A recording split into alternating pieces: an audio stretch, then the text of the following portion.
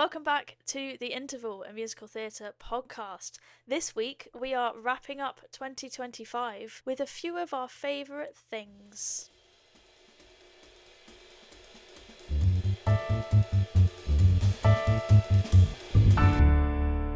This was your idea, wasn't it, Tyler, to do almost a Spotify rap? Well, I don't know if we can call it Spotify Wrapped, a musical theatre Wrapped. Yeah, this was my idea because I like things and I wanted an excuse to talk about different things. You know what? I think that's pretty justified. We've basically come up with, well, I say we, Tyler did, and then I didn't have any more to add. Came up with a load of different categories, some musical theatre related, others other media related, and we're going to go through our favourite things of the year. Should we kick in nice and quickly? Yes. You put musical you saw. We're going to do top three because obviously we're quite fortunate that we've seen quite a few musicals this year. My third favourite musical that I saw this year was The Unlikely Pilgrimage of Harold Fry. First of all, how many of these are going to be including Jack Wolf? Is it 3? No. And secondly, tell me why. It was a really unique experience seeing this show. I saw it in such a tiny theatre in Chichester, which is a really, really lovely town. It was the first time I'd been there. Lovely, sunny day. I went up really early, so I had a little explore. I just really loved this show. It's so charming and human, and it's just really delightful. The score, I think, is fantastic. I'm really excited that this is obviously coming to the West End soon, which hopefully means a cast recording, which means, more folks are going to be exposed to the fantastic music and lyrics that Passenger has written. And yeah, it was just great. Such a stellar cast as well. What was your third favourite? Right, my third is Choir of Man. I saw this. I mean, I bought tickets for it 3 times, but I saw it twice. Yeah, me and my fiance, we saw this twice this year. I'm going to say confidently, we saw this twice this year. One of them, we thought it was an evening performance. It turned out to be a matinee. That was a big rush. But I love this musical. It's a musical, more of like a concerty style musical that takes place in a pub. It's very, very cute, very short, no interval and things like that. And it's basically just a collection of songs, and it's really immersive. They encourage you to take pictures and videos, which is really weird when you're in a theatre. And they bring people up on stage. People get free pints. They slingshot crisps at you. And honestly, it's just such a feel-good musical that I really, really enjoyed. They are going on tour though, and I would urge anybody who is in any way interested in musical theatre, or for people who have family members who aren't, highly recommend taking them to this. This is kind of like a good gateway, and they get a free pint because it's got a working bar on the stage, and it's just really cool and beautiful. My second favourite musical was one we saw together, and it was Oliver. So joyful. Special shout out to the box office lady who gave us £160 seats for 35 quid. It made me feel like a child again who was dancing around the room to the VHS. I thought the cast were phenomenal. Do you want to know what my second one was? Yeah. It's also Oliver. That's good. It's honestly, I don't have much else to say other than the cast was outstanding. Special shout out to Simon Lipkin as Fagin, because that was what I was kind of there to see after seeing his performance at, I'm going to confidently say, the Olivier's. It was just so fun, and what I really enjoyed is me and Tyler both kind of lit up at certain different points in the musical, and it was just nice to be able to share that moment, and that we both came out of it buzzing. we were starstruck. I will say, without going into depressing specifics, we saw this at a period in my life where I wasn't having the best time. This made me feel a lot better, and I will say, we're 100% going to go back and see it when we can get reasonable tickets, because there's a new Dodger in town now. Shout out to the Dodger we saw, who was Billy, one of the Billies. If you're looking for a show to watch next year, make it Oliver. Under any circumstances, make it Oliver. You will not regret it. It's my turn again, isn't it? It is. It is. What is your number one musical that you saw this year? My number one musical that I saw this year was Hadestown on Broadway, which I can't believe I actually saw it with my own eyeballs, but I definitely did because I saw it 6 times. Must see cast. They were perfect. Jack Wolf just is Orpheus. Like I will watch him in anything because we all know by now he's my favorite actor. He's my favorite performer. I'll watch anything he does, but he feels like he was. It's really cheesy, but it feels like he was born to play Orpheus. It was something that I thought about seeing it every single day for about 3 months. It was like the only thing I thought about because I was so excited, and it was getting there and just having like all of those expectations just completely blown away, even though they were that high to begin with. And I will say again, if you want to see Hadestown, front row center is like the most immersive experience I've ever had in my life. You literally feel like you are with them. You feel like you're in that show and you're in that story, and it's just so clever. And beyond the cast, like everything that goes into bringing Hadestown to life is just phenomenal. Like it's some of the best staging I've ever seen. The score speaks for itself. If I could go and watch this cast of Hadestown every night of my life, I would do it, and I don't think I would get bored. Jess, what was your favorite musical that you saw this year? My number one musical that I saw this year, I'm not even being ironic, is Wind in the Willows. Love that. I fucking love that musical. I fucking loved it. like, like it basically became my comfort musical, kind of like Hadestown did for you. I found it so calming and so like enjoyable, and it was just so easy to watch. There's no like hard emotions, just kind of having a good time. The cast is great, the songs are great. It just became my comfort, and I really enjoyed it multiple times. It was just lovely and really sweet. And again, it had a really good cast.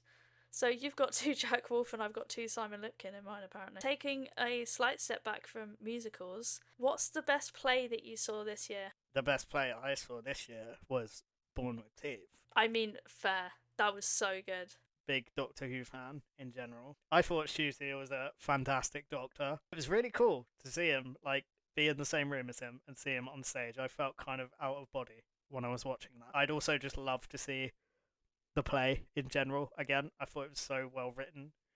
It was funny. It was intense. I loved it. My favourite play that I saw this year is My Neighbor Totoro. That was just an outstanding play. It was like I have never not believed my eyes before in a way that this musical kind of brought on.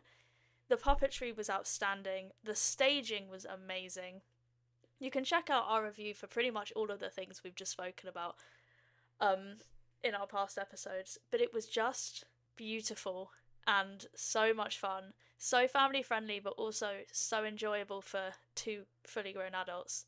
I just loved it. Seeing a giant Totoro on stage is just fantastic, and seeing a blow up cat bus flying across the top, and just somebody strapping a little bungee cord on a Totoro and throwing it into the audience. 10 out of 10.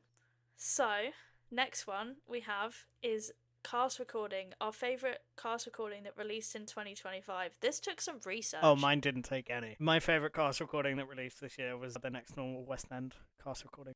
This cast are just phenomenal. I think they captured like such lightning in a bottle with that group of people. I'm really glad it was preserved in a pro shot, and then obviously because of the pro shot we were able to get this cast recording as well. And yeah, I'm very, very, very, very grateful. That this is also the thing that made me go from Jess being like, "Hey, Wyland's in this," and me being like, "Huh, who's Wyland?"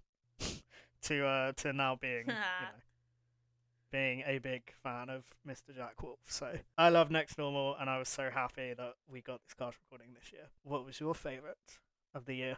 My favourite cast recording, like I said, I had to Google this because I was not 100% sure of what came out this year and what didn't. But mine is Maybe Happy Ending. Yeah, I didn't know this like, I'll be honest, I forgot about this a lot, but beautiful cast recording. It's so cute. It's so funny. It's so feel good. I adore this, and I got really obsessed with The World Within My Room and Where You Belong.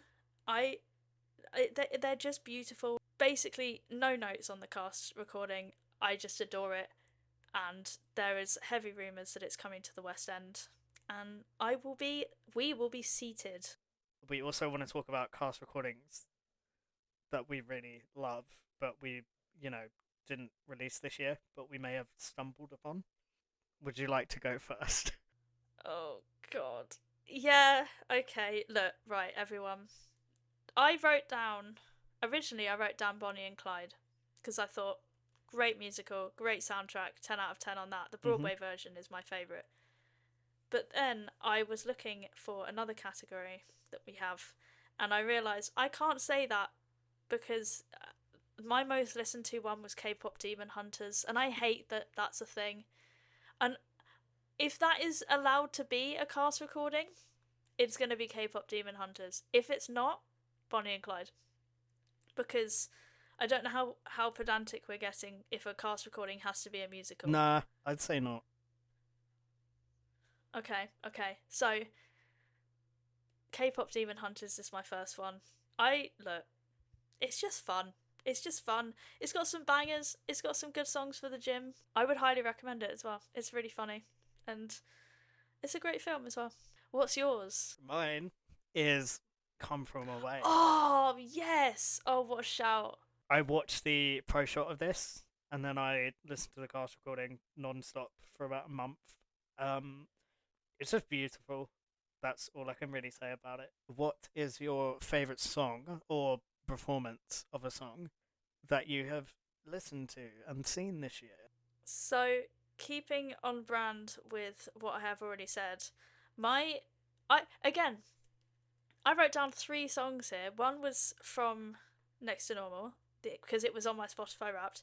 The other was from Bonnie and Clyde because I love that song. But I've settled with Wind in the Willows, folks. Messing about in a boat on a river is right. There's two reasons I really like this and why it's my musical theatre song of the year. It's just a really nice song and it makes me really happy, and the way that they do their little harmonies and like the riffs and stuff, really really nice. The second one is this one kind of helped me get through times when I was feeling really anxious this year. Like in situations like driving, I'm not a very confident driver, and this song I used to have on repeat when I was driving, and it helped me learn and get more comfortable with it. So it actually really helped me feel more confident in myself and kind of overcome I some love that. obstacles. So it's a really nice song and it means a lot to me, despite the fact that it's a kid's song essentially. Yeah, what's yours? So mine is a specific performance of a song. My favorite performance of a song this year was seeing Jack Wolf sing "If It's True." It's a song I enjoyed when I listened to the cast recording, but it didn't necessarily grab me. I think there's something Jack Wolf does with this song. It's just so galvanizing in the way he sings it, because that's what the song is. It's him reaching out to the workers in Eurydice and saying like we don't have to follow what he's telling us to do. We can stand up and we can do what's right, and we can get out of hell. And oh, it's just absolutely gorgeous. His vocals are just insane. It was hard for me to pick a single song, to be honest, out of his performances in Hades Town, but it had to be If It's True. And Absolutely I've had to be. heard renditions, like his renditions of it. I completely agree. It's so good. It's like soothing to your ear, if that makes any sense. Like it hits your brain Oh, it's a nicely. very good scratchy scratchy brain song. It's a scratchy brain song. We love a scratchy brain song. Speaking of scratching our brains, nothing scratches mine and Tyler's brains like a quick change. And we both, as far as I'm aware, have the same quick change on here. Okay, it's the moment, it's Myrtle is her name, when she is in the middle of singing her little song, and a rail comes in front of her. She completely changes dress. I'll never be able to work out how they did this, and that's why it's my favorite. It's insane. I remember when it Our happened, we jaws just looked at each other. dropped. We love a quick change. This was great. I hope for many good quick changes in 2026, but I don't know if anything's going to beat that. You've written down use of a revolve, which was a wild choice because that took me a while to think about. What have you got for your use of revolve? My favourite, it has to be when Consider Yourself started and they were walking on the revolve. Oh. I thought I was going to fall out of my chair off the balcony. It was just like Consider Yourself is just like joy for me. It's just my favorite thing in the world. It makes me so happy. And then to see them doing it on a revolve, no, that was it. Mine is also Oliver, but mine is specifically the transitions, which is such a weird thing to say. No, it's so cool though. But like the set transitions. yeah, so they basically have the bridge, a bridge in the middle, and it transitions from like London into Fagin's Den and stuff like that. And it's just so clever the way they do it, and it just I've not seen stage changes that smooth in a very, very long time, and it made me very happy. Do you have a general piece of staging? It was a tricky one to think about because I didn't know if it considered staging. So, as a general consensus, I'm going to say I really like the staging of Totoro, in more so in its design that's got nothing to do with the show. It looks like when you go into the theatre, the outside and the top of the stage, it looks like you're in a forest, and the band are like up on branches and things, and it's just really, really beautiful. So I love the way they do the staging in that, and the staging that they do with the house where it opens up and it turns around, and they utilize that to make loads of different set pieces. Beautiful. The second bit, as part of the stage, is just the puppet Totoro, because he's big enough to be taking up the whole stage, and that's just like some of the most amazing pieces of puppetry and staging use of staging I've ever seen. What's yours? Mine is Wait For Me in Hadestown. The way they execute that staging, combined with Jack Wolf's vocals, it's just insane. Mm-hmm. It's like spine tingling goosebumps, inducingly good. It's the most immersive thing you will ever experience in a theatre. If you're sitting in like the first 4 to 5 rows of the stalls, like you're not ready. Yeah. You're not ready anyway, but specifically if you're that close, it's just the best thing. So for our last musical thing, Yep, that's the categories. do you have a show that you're most excited for in 2026, and why did I ask you when I know the answer? Guess. Is it Beetlejuice? It absolutely is. Absolutely is. I am both most excited and most nervous for this musical because I have so many high expectations for it that if it's not good, I'm going to be really upset. But no, I'm super excited to see this, and there is a cast announcement that I saw coming soon. I saw it on their Instagram story yesterday at the time of recording. So hopefully by the time this episode comes out, we'll actually have a cast announcement. And if it is Simon Lipkin, I'm so excited to see this if that is who is in it. Yeah. But we'll see. Same. He seems pretty comfortable, Oliver, so I don't know. But definitely Beetlejuice is going to be my show of the year. So mine is Paddington. Oh, yes! Oh my god, I can't wait to see this. The power of that bear. So this went from a show that I was like, oh, that's pretty cool, to I need to see this. And I need to see it now. I am so excited. So our lovely friend, James, Shout out, James. has already seen this. We are immensely jealous. We are. He said it was great, and I'm so excited. Tom Fletcher being in charge of the music and lyrics of this, like, what a stroke of genius from whoever in the creative team made that decision and reached out to him. He's such a delightful human in general, but he's such a fantastic musician. He's a great lyricist. There are 3 songs from the show have been released so far. I believe only one of them actually features the actor from the other from the show. Ah.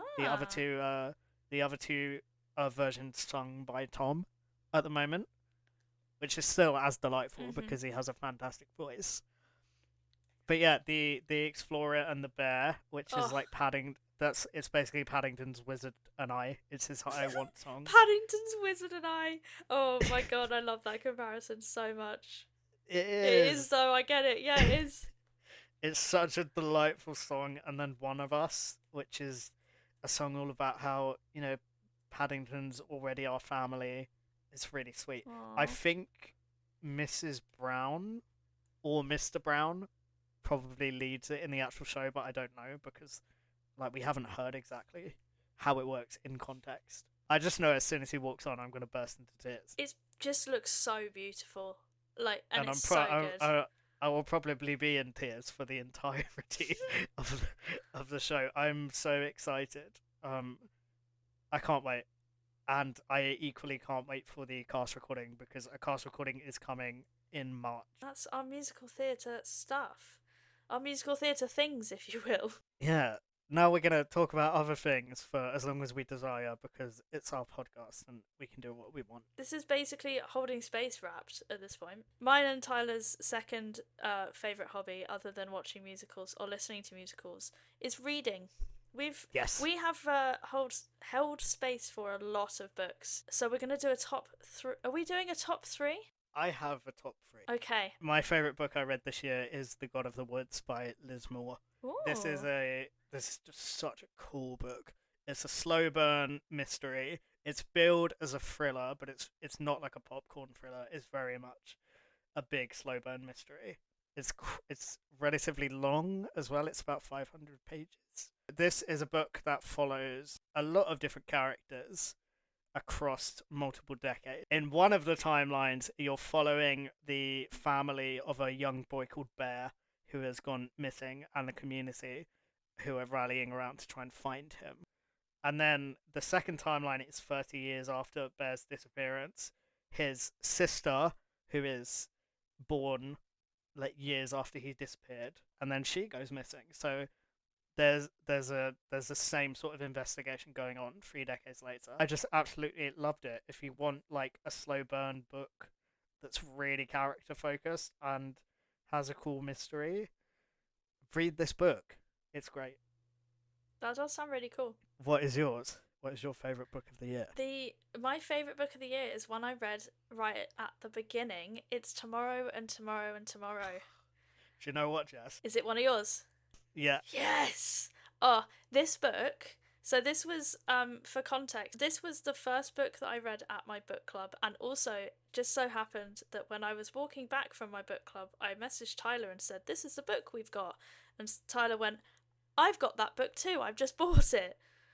I do have to say, that's also part of why I think I enjoyed this book so much. Because we basically did our own book club. It was great. It's the first time I've ever done that with someone. It was so for Tomorrow and Tomorrow and Tomorrow is a book by Gabrielle Zevin, and it's published in 2022, and it's about two kind of video game developers called Sadie and Sam and Mark. So three of them, three friends that begin a video game company, and kind of how they navigate life growing up and disability and things like that. That's all I'm going to give you because I think it's really important that you go in knowing just that. It's such a simple plot line, but it's just beautiful the way they do this. I do want to read this again. It's the kind of book that I wish I could read again for the first time. And to be fair, I will say, if you're listening to this and thinking, well, I don't really care about video games like Jess and Tyler do, so I'm not going to be interested, you could not be any more wrong. I was in a book club full of a variety of women of different ages, and we all loved it regardless of our jobs. I would highly recommend giving this a go. It's your second or third now in that case. My third is Next of Kin by Kia Abdullah. So this is a legal courtroom thriller set in the UK. Ooh. And it follows two sisters. And the main sister is, I want to say, like an architect. She's like a CEO of this big up and coming firm, but she has a nephew called Matt. She's going to work one morning and she's in a bit of a rush because she's got to present like this really important pitch to this big client, and she gets a call from her brother-in-law saying, "Can you drop Max at nursery on your way to the office?" So she gets in the car and she goes, "It's the middle of summer. It's like the hottest day of the year." And she gets to her office and she goes to work.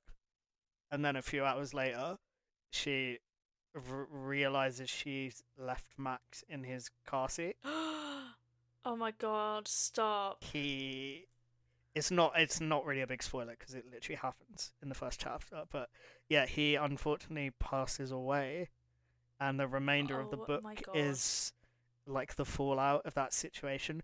But like the way she writes the courtroom sequences are fantastic. Obviously, you've got like and having like the dual perspectives of her and then her sister, who is obviously Max's mother, and then you get to see more about her and her husband's life, and like there's so many things that get revealed that add more context and make it more heartbreaking, and the amount of twists in the last like 20% of this book are insane.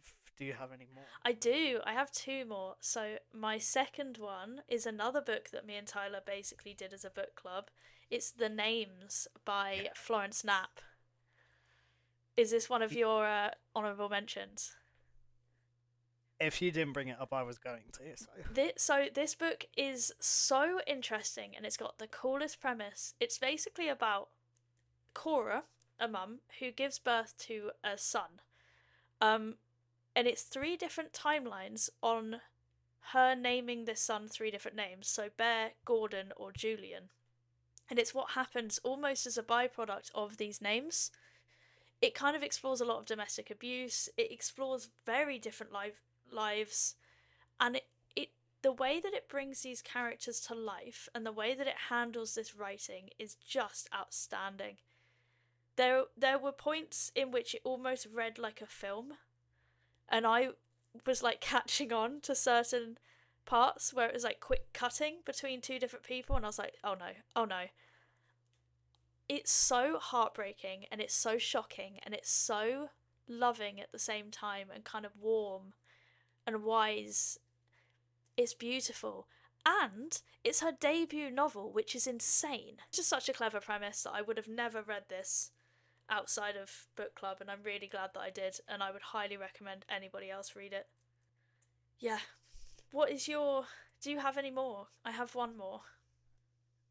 I have, yes, I have some honourable Go mentions. for I it. You can can rattle through them if you want. Thank you. I shall. The Crooked Kingdom by Lee Bardugo, because I finally read it this year. It was fantastic. My Friends by Frederick Backman. Frederick Backman is one of my absolute favourite authors. This is his latest book. He's just fantastic at writing really human characters. It's really heartbreaking and raw, but a beautiful coming of age story about a group of friends. Okay, last one is Wrong Place, Wrong Time by Gillian McAllister. This is another thriller. It's about a mum who, the night before Halloween, she's waiting for her 18-year-old son to come home, and it's a little bit late. And when she finally sees him, she sees him stab a stranger. So he attacks a man that she's never seen before. And he gets arrested. And the next morning, she wakes up, and it's the day before. So the crime hasn't happened. And every morning she wakes up, more time has, like, she's gone further back in time. So she has to kind of go back through her life and try and figure out what leads her son to killing this man. I have one more, and it's called Love Marriage by Monica Ali. Oh, so it's basically a book about two families from two very different cultures, and it's one person from one family and the other person from the other are starting a relationship or about to get married, and it's kind of a story about love, heartbreak, kind of. It's funny. It's like moving. There's a lot of twists and turns. It doesn't sound it doesn't sound really fun, but it is, if that makes sense. It's kind of really like it's hard to explain. It's kind of satirical and but culturally important and filled with like problems and trying to explain this book without spoiling it is really wild, but I would highly recommend reading it. Basically, it's something that I didn't think I'd be interested in, but after reading it, I got really into it, and it's just very easy to read and very silly, but also certain parts that the main character kind of focuses on, the way she writes the story. Yasmin, the main character, feels really real, and like she's in her mid 20s and I'm in my mid 20s, and I'm like, oh yeah, I would have thought about that a couple of years ago. I would have thought the same. She keeps it very real and the characters are very human despite being really silly. And yeah, I absolutely love the parents. They're the funniest people ever. Right, should we move away from books onto it wouldn't be us without a couple of video games. Do you have your favourite video game of the year? Yeah, it was my swan song as a games journalist because it's the last Oh review I no, wrote. don't say that. So sad.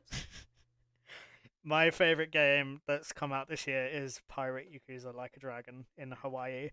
It's just so silly and fun, but actually with a story and characters that got me really emotionally invested by the end of it. It gave me the feeling you get when you're a kid and you discover video games for the first time, and I can see what you mean. it's Yeah, it's just great. I loved it. it is What is very cute. yours? Mine, if you know anything about me, you'll know this is very predictable. Mine is Assassin's Creed Shadow. It's an Assassin's Creed game, which is my favourite video game franchise. And it's set in feudal Japan, which is really cool. And it's very fun and it's very beautiful. It has a good story about it, and it's probably one of the best ones that's come out since Odyssey, if that means anything to you. If it doesn't, yeah. So, next one, films. Because Tyler's, you should see the amount of films Tyler's seen. He's seen loads. He's basically lived at the cinema, haven't you, mate? Yeah, I've seen Wicked Part 2 and Wicked Part 2. Hell yeah. So, what's your favourite film that you've seen this year? Look, my favourite film I've seen this year is not one that came out this year because I'm pretty sure I've only been to the cinema to see Wicked Part 2. Which I think is fair. That's fine. But my favourite film, I'm going to give a little mention to a film called Stuck in Love. This is my go to film for, like, if I don't feel well or something. It's so nice and cozy. It's about a family, it's about a man who he's a professional author, but he hasn't published a book for quite a while. And him and his wife separated a few years ago, and she has sort of moved on with a younger man, and he's still very much like hung up on her. His daughter is really angry at the mum for leaving, and the son is kind of indifferent. And it's just kind of about like the family's love stories and also like the love story of them as a family. Pretty sweet film. It's emotional and I don't know, it makes me feel cozy. I And I love that like it a though. lot. So That's the best kind of film. yeah. What was your favourite film of the year? Mine isn't cozy in the slightest. Mine is 28 Years Later. Again, another one that came Ooh. very early on in the year. But this is basically a the third film in the 28 days, 28 weeks, and then 28 months. This is a fourth film. Then there's 28 Years Later. And it's basically telling the story of a family who live on an island to kind of escape the zombie apocalypse and how they deal with that, because I don't want to give any spoilers, and if I say anything it will be a spoiler. Very spooky. 28 Years Later is kind of like a masterclass in spooky horror thriller films. Danny Boyle is like probably one of the best directors of our generation, and Alex Garland is one of the best film writers of our generation as well. It's got like Jodie Comer in it, Aaron Taylor Johnson, Ralph Fiennes. It's just perfect. It's so good. It's so fun. And the new one, the sequel to this, The Bone Temple, is coming out at the beginning of next year. So I'd highly recommend watching 28 Years Later and then watching The Bone Temple because it's very fun. And I don't like horror films, and I liked this. I watched this in the cinema, so give it a go, even if you're not a huge fan of them. Yeah. Right, last one. Last one is Tyler's a little bit more excited for this one. It's TV shows. What have you got for us? So my favorite TV show that I've found this year is a show called Big Boys. Sitcom, but it's also quite emotional and dramatic. It's about a boy called Jack who basically his dad passes away before the events of the show, and he defers going to uni for a year. And then he goes off to uni, and through a series of circumstances, he rooms with a guy called Danny, he's a mature student, even though he's only 25. Jack's really sweet. He's gay, but he's not like comfortable coming out, at least to his mum yet. And he's very much still dealing with the loss of his dad. Danny is very much just like lad, lad, lad. Shines a really big light on mental health. Only like 18 episodes long, and it's fantastic. What's your favorite show that you've watched? Again, we're keeping on some themes here, and I love it. My favourite show, TV show that I have watched this year, is Interview with a Vampire. The TV show, not the film, although the film is also very good. It's basically about gay vampires. It's very kind of dark. It's based off of like the Anne Rice book. It's just very dark, very twisted, but also very funny. And if you like vampires and like getting in on that kind of lore, I would highly recommend it. It's got 2 seasons, and there is a 3rd season coming. That's everything. That's our 2025 wrapped. Again, all that's left to say is thank you very much for listening this year. We hope you have a wonderful Christmas or holidays, depending on what you celebrate, and a good new year. And we'll be back in 2026 with some more musical theatre content. Yes. And the quiz we've been putting off. Yes, we will be doing all of those things. We will probably be taking a short, actually planned break this time. We probably won't have episodes for a couple of weeks, but yeah, we will be back in the new year with plenty of content for you. Yeah. And less breaks. Hopefully.